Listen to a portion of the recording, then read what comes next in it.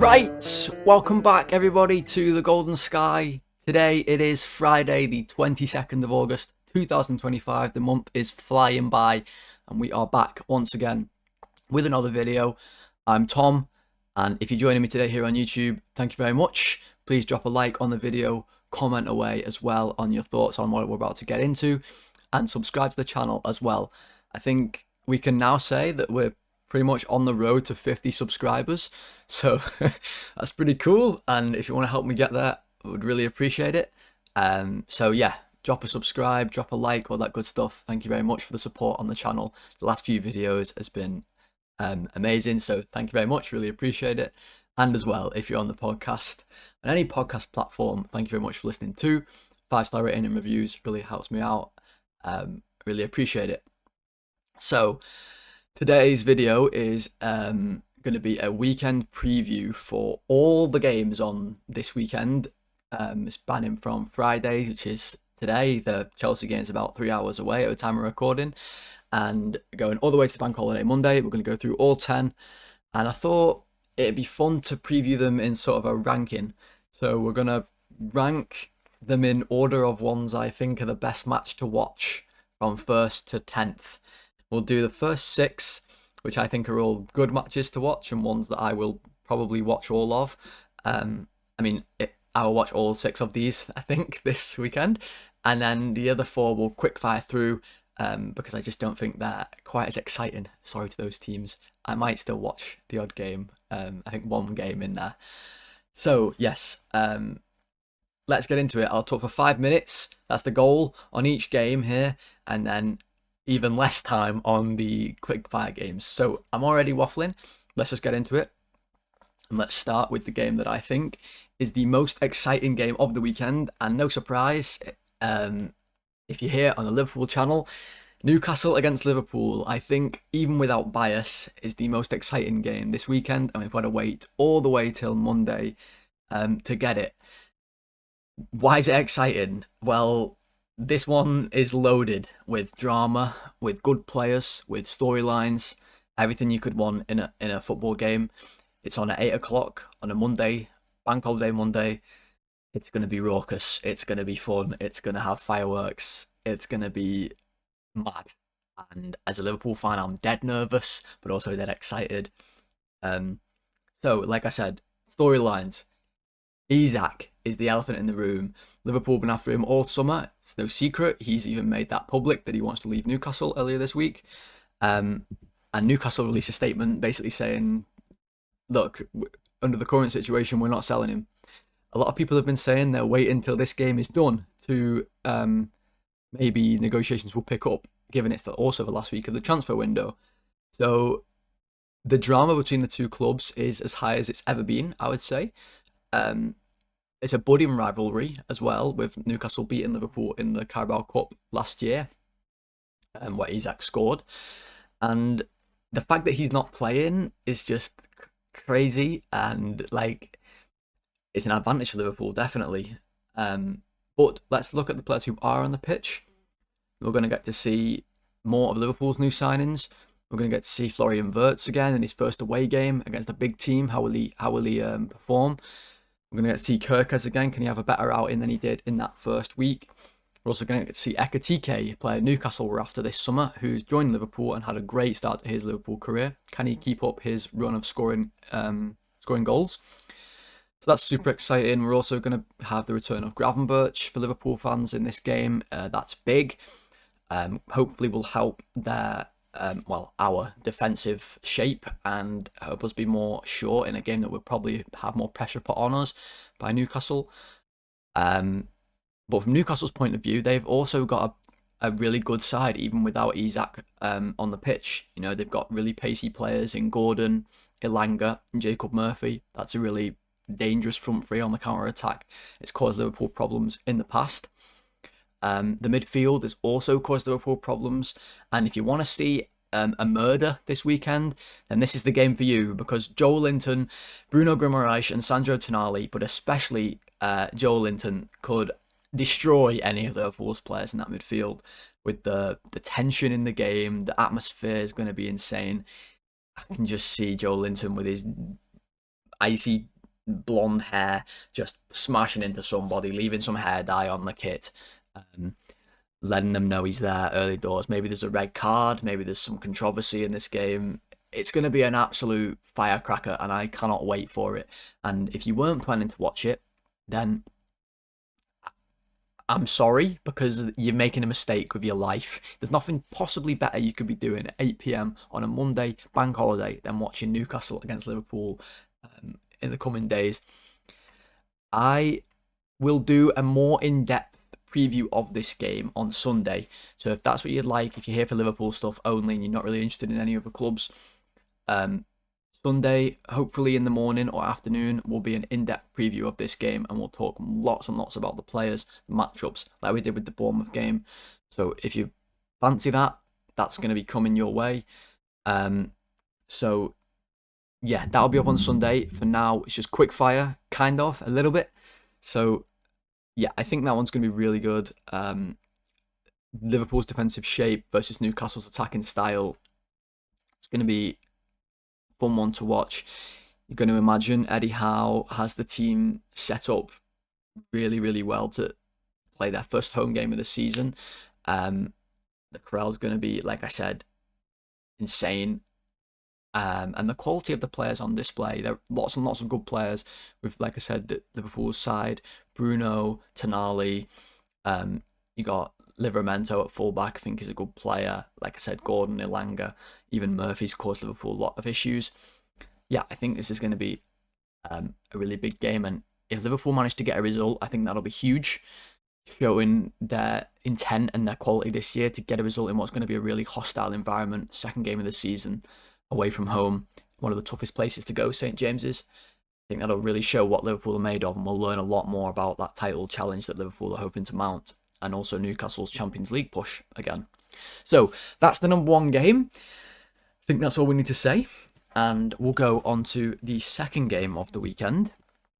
Well, not the second game. It actually is the second game of the weekend, funnily enough, but the second most exciting game to watch, in my opinion, is the 12:30 kickoff on Saturday morning. It is Man City against Spurs. Why is this one exciting? Well, I think if we look at the first week of the season, City have definitely impressed the most of any team. I think that's clear. They've been getting a lot of praise, and rightly so, for absolutely dismantling Wolves. Look, Wolves are shite this season, really bad. You can already see they've lost a lot of quality, it looks like, and they might even be losing more. So take it with a pinch of salt. But City's performance was eye-opening, and definitely an indicator that they could be very, very much back to their absolute best after that first week. And we'll see much more of that here against a team they have kind of historically struggled against in Spurs.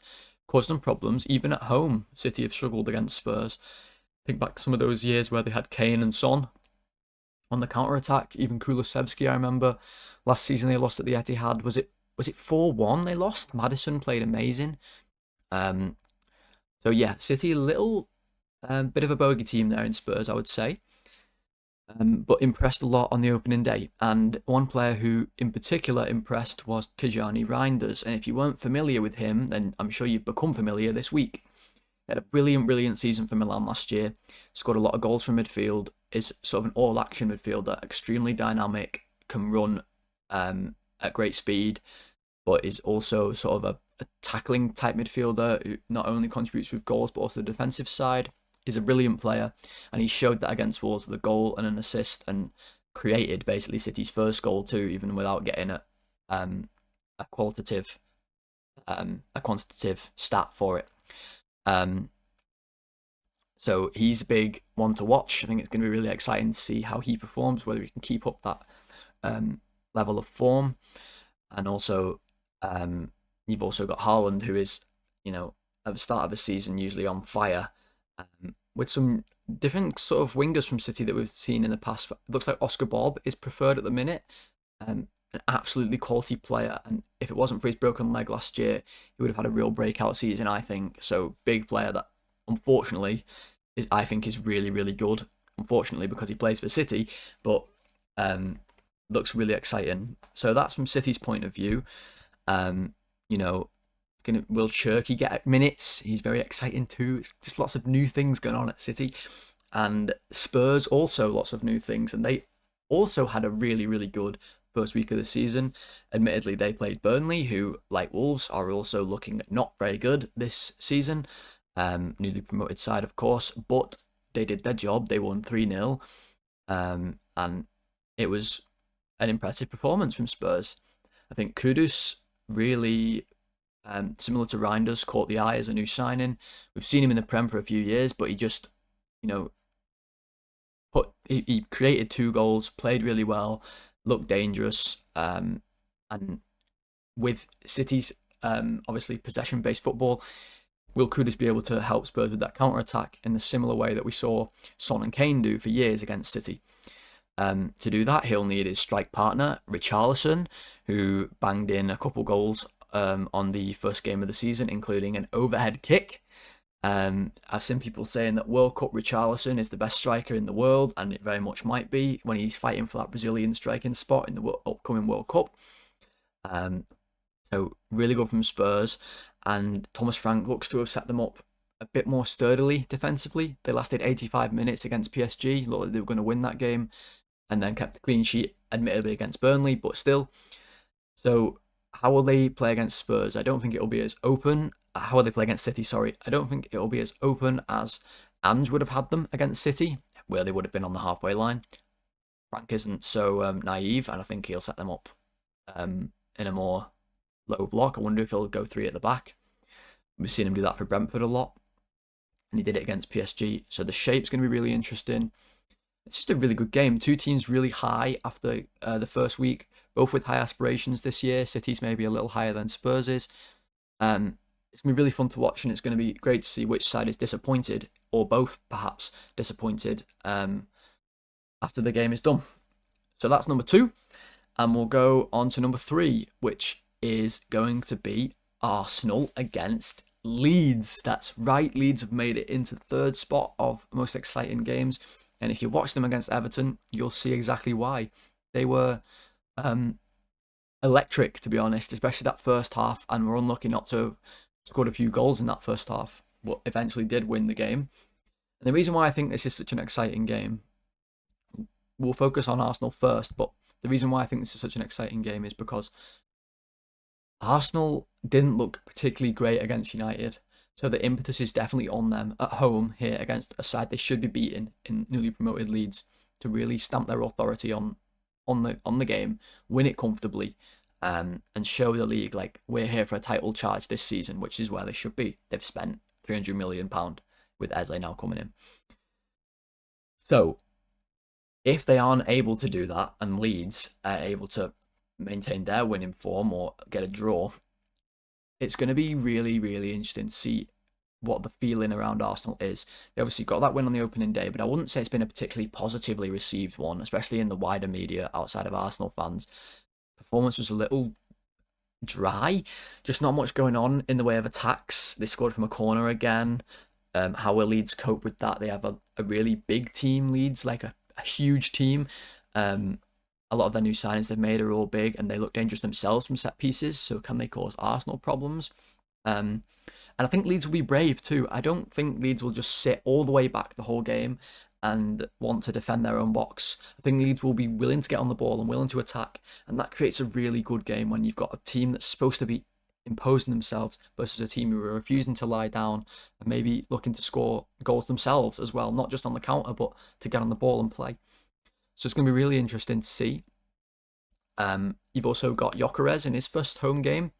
A lot of these new signings, still people working them out to see how they perform. How will he perform? He probably gets 90 minutes in this game now that Havertz is injured and Eze is not here yet for Arsenal. And they don't really have another striker with Gabriel Jesus ruled out as well.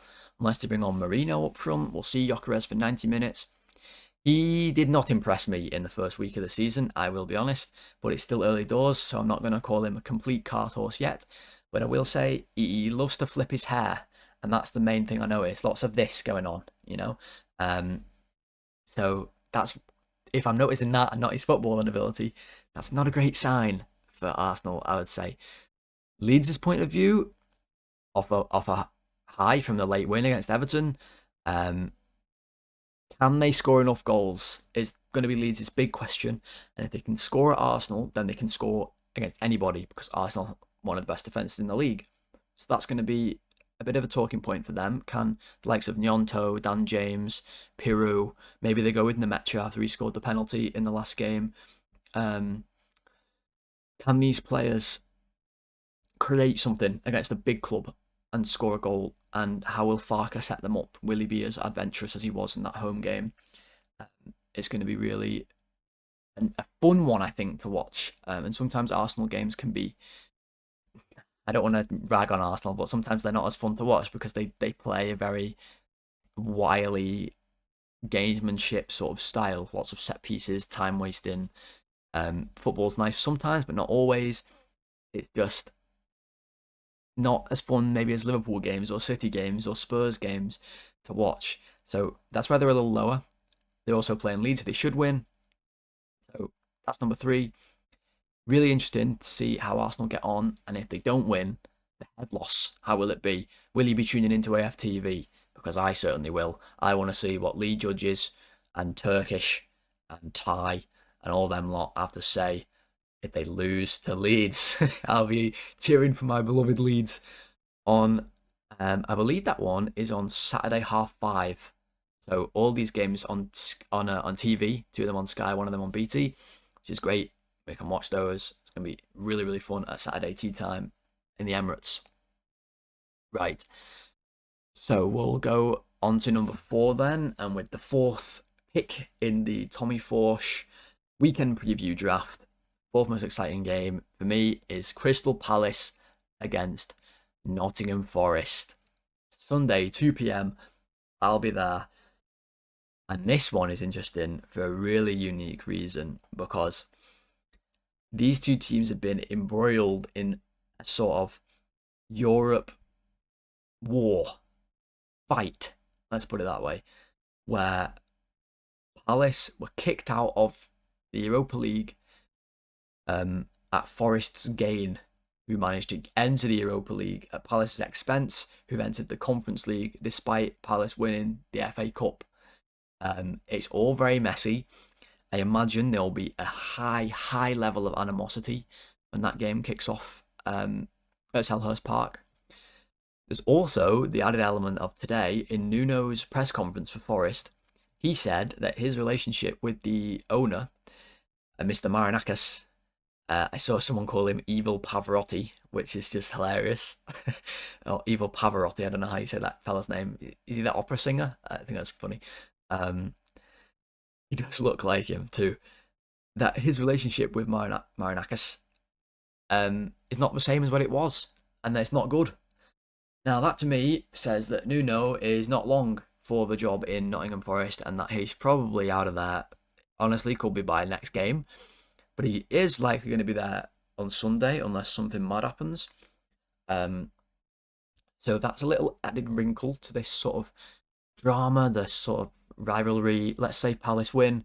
Do Forest use that as the excuse to just get rid of Nuno and not mess around with him anymore? It very much could happen. We'll see. But the football itself, I mean, these 2 teams, I think they both have aspirations this season. Once again, like I said, both in Europe, even if Palace aren't in the competition that they want to be in, they are in Europe. They played in Europe in midweek. So how will they cope with playing those 3 games in a week that they're probably not all that used to, especially at this stage of the season? They didn't rotate their squad either because they need to qualify still, so they're taking it extremely seriously, which they should. And Forest likewise got a deeper squad, I would say, than Palace, and Palace also won't have Eze in this game, which is huge loss for Palace. But Forest had a good win on the opening day, 3-1 against Brentford. By all accounts, they dominated that game as well. Wood scored a couple goals. Of course, that guy is like very much just a nemesis of mine. Whenever I don't think he's going to score, he scores, and whenever I do think he'll score, he doesn't. So I don't think he'll score in this game, so I look forward to his hat-trick. I think Palace are a really fun side to watch. I love some of the players they have. I love watching Wharton, love watching Munoz at right back. I don't like watching Sarr at all. I always hate watching him, but I do like watching Mateta. So that's fun. Um, yeah, he's also there for any Liverpool fans as well to scout and to see if maybe a move materializes in that last week of the season, in the last week of the transfer window. Um, see how he gets on. So, whilst maybe on paper it doesn't look, you might read it and think Palace v Forest, it's okay. I think this is a much more exciting game than what it reads, and I can't wait for it, to be honest. I'm really excited. Um, and I do like Palace, and I don't really like Forest, so I'm rooting for Palace in this one. Okay. At number 5, then we will go and talk a little bit about Fulham against Manchester United. Manchester United, we can't be down at the bottom of the league. That's what they'd say, right? If they lost this one, because if they do lose this one, things are gonna get ropey for United early doors, and that's why this one for me is the 5th most exciting game of the weekend. Look, I think United will win. I certainly don't think they'll lose. They looked quite good on opening day, to be honest. They didn't win, they lost, but they did look all right. Fulham still haven't done anything in the transfer window. And whilst they're a solid team, they're not amazing. And they drew away at Brighton, which was a pretty good result for them. And they're much stronger at home, you would think. So it's going to be a tough challenge for United. And that's why, if Fulham get a result, great for Fulham. 4 points from Brighton away and United at home. Start the season. That's a brilliant start without any signings. Just mainly the change from last season at the minute seems to be the 18-year-old Josh King is playing in the number 10 position and looks like a good player. So that's exciting for Fulham fans. But United's point of view, that's what the focus really is here. If they have no points from the first 2 games, the buzz around the new signings will have gone completely, and the buzz around Amorim's future will already be rife to start the season off. I mean, it will be intense, really intense, because I can't think right now who they've got next, but I don't think it's that hard a fixture. So you'd think you'll win that. But if they don't come away with points here, people are going to be talking, and the pressure's going to be building.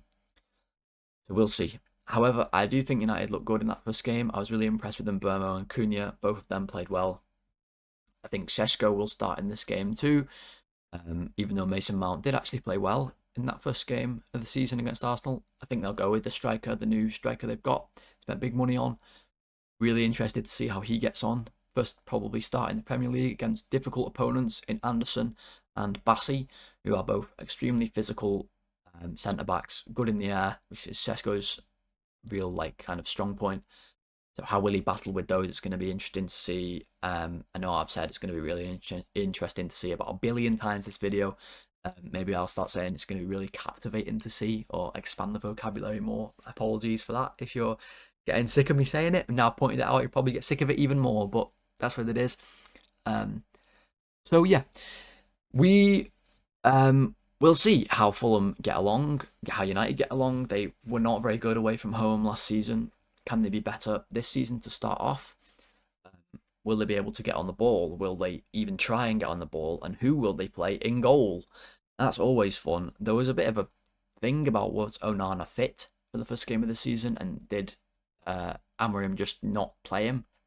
Well, he played the other fella in the goal, who apparently has marshmallow arms and can't punch the ball away. The Michelin man there, made out of fluff, and couldn't punch the ball. So that's not ideally what you want in a keeper, but when your alternative is Onana, it is a bit like choosing which hand you want to chop off. You're not winning either way. So we'll see who United pick and how that player gets along in the game. Can Fulham put him under pressure? Yeah, I'm just looking forward to it. It's going to be a good one. I believe that one is the 4:30 on Sunday. So you can start with Palace and then enjoy United after. That's going to be good. I'm looking forward to it. And let's move on to the 6th game of the weekend, the one that I think is the last real entertaining game, although there's maybe one more that I could have put in here, but I went with 6. And that is actually tonight's game takes place in about 2.5 hours. So hopefully I get this one out quick before that game takes place and you've not already watched it by the time you're watching. But if you are, then you already know how it was, and hopefully it was the 6th most exciting game of the weekend. And I was right. But I'll be watching Friday night football, always fun, 8 p.m, great starting time for a game. Really something to look forward to on a Friday after work. West Ham against Chelsea. Two sides who didn't really have a start to the season like they would have wanted. West Ham especially. I mean, 3-0 to Sunderland on that opening day is appalling. There's no two ways around it. It's so bad. They'll be super disappointed with that. And they'll be worried, I'm sure, with Potter. They'll be worried if they lose this one, if they show no real improvement. It didn't look great against Sunderland, I'll be honest. It did not look good at all. And Chelsea, I mean, also didn't look great, really, did they? 0-0 against Palace, who are a much better side than people gave them credit for. So people saying Chelsea were going to win that one like 3-0. Palace are much better than that. They don't concede that many goals. So not a disastrous result for Chelsea, but if they want to be getting towards that top 4 and the title challenge that lots of people think they should be mounting really with the money they've spent, we all know they've spent astronomical amounts of money on 1 billion new signings. So now is the time for Chelsea really to I don't know, provide something for us to watch and to give us a reason to say, yeah, this is why you signed this player. One player in particular that's exciting is probably Estevao for Chelsea. Will he start in this one? They went with Gittins and Pedro Neto in the first game of the season. I wasn't particularly impressed with Gittins. He didn't really do much of anything for me. I thought Neto was alright, and I do like Neto. I think he's good. So if it's me, I'm playing Neto on the left wing, and I'm playing Estevao on the right wing, with Palmer in the 10 and João Pedro up front. I think he would prefer to Delap again after he's a really good Club World Cup for Chelsea. Will they score a goal? Will Cole Palmer score a goal? He hasn't scored an open play goal since January in the league. It might even be all competitions. That is crazy, and he's not getting enough buzz, to be honest with you. I think that deserves more buzz. People love Cole Palmer. Everyone loves to do this. Everyone loves it. Everyone, he's so cold. Well, he's not scoring any goals. So what about we call him No Goal Palmer? How's that? I've just come up with that right now. So maybe he'll score against Chelsea. Against West Ham. If he scores against Chelsea, that won't be good. And I've got to say, right? I've got to say this. I was really close to captaining Cole Palmer on my FPL. Right? I play FPL, of course. Because I think West Ham are crap. Right? I really do. And I just see Palmer scoring. But I'm not going to. I'm going to captain Salah, right? So if you've watched this and Palmer scored a hat-trick, then you know I fucked up, basically. So I'm saying this now, so it can be out on record. The reason why I've gone with Salah is not because I don't think Palmer might score against West Ham, because I actually think he might. I don't think he probably will. I don't know why, I just have that feeling. But I don't like captaining a player who plays in the first game of the week, because if they don't score, then I feel terrible the rest of the weekend. So that's the only reason why I've gone with Salah, who plays in the last game, over Palmer. So I'm putting that out there. That's why I've chose Salah. But I'm really excited for this game tonight. Can't wait. Once I get this video out, I'm going to go and watch. I hope you do as well. And let me know if you enjoyed. Let me know if you agree with that ranking so far. And we'll quickly really quickly, fire through the other 4 games. So, in 7th spot, I have Everton against Brighton, which actually almost made that top 6.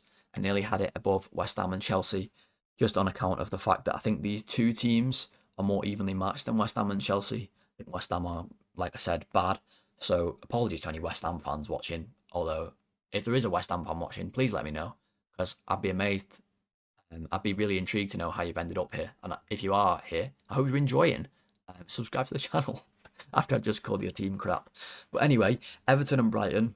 I think Brighton probably have, they have European aspirations this season. I don't think Everton will.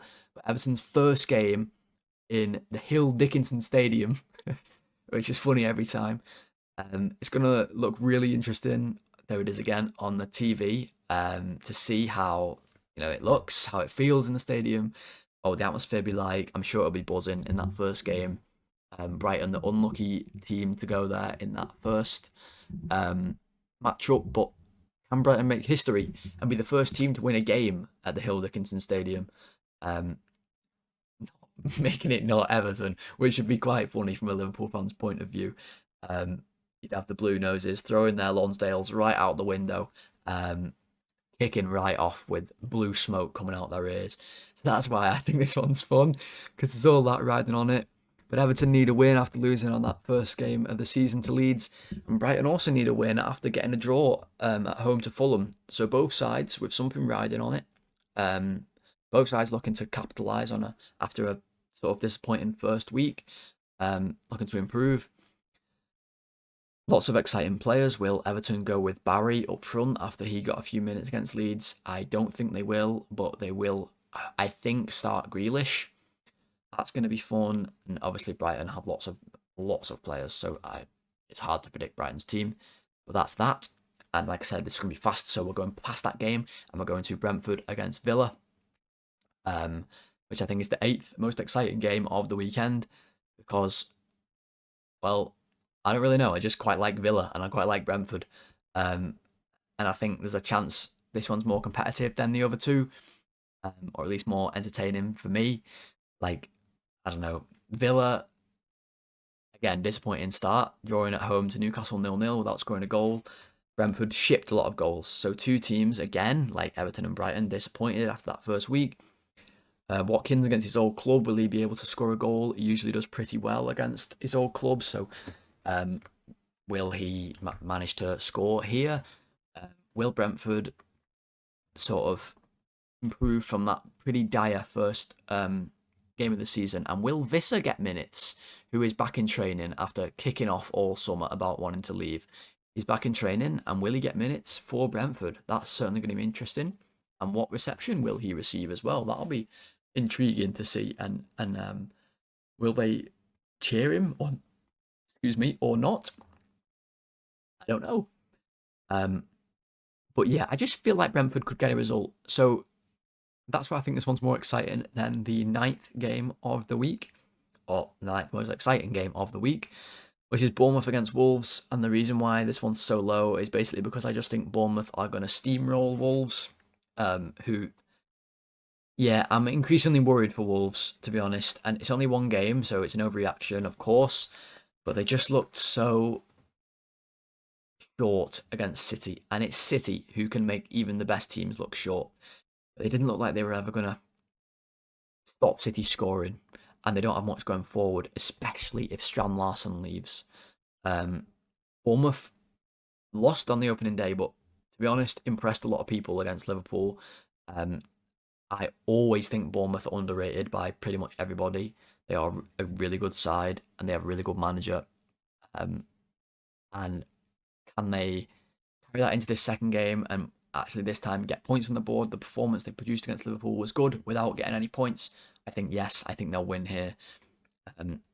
I don't think it's that exciting as a result because I just think they'll win, no problem. But I am looking forward to watching it on Match of the Day. I like watching Bournemouth, so there we go. And last but not least then, that means the 10th most exciting game is between a team I actually watched last week and a team I did not watch, and that is Burnley against Sunderland. I'm sorry, but it's just not intriguing to me to watch Burnley. It just isn't. They, to me, are just such a boring team. Again, I'm sorry to any Burnley fans if you're here, but if you are, let me know and give me some hate if you want. Tell me why your team isn't boring, because you don't seem to have any goals on the side. And I'm hoping you win 1-0 here because I'm going to be starting Burnley players in my FPL. But Sunderland, on the other hand, looked really exciting in that first week of the season. A 3-0 win against lowly West Ham. But they had so many players who were buzzing around the pitch. Good performances from a lot of their new signings. They looked fun. So it was great to see them in the Stadium of Light. The atmosphere was amazing. I don't feel the same excitement towards watching a game at Turf Moor again. That's why this is 10th. Maybe it'll be a barnstormer and it'll be 3-3 and there'll be loads of goals.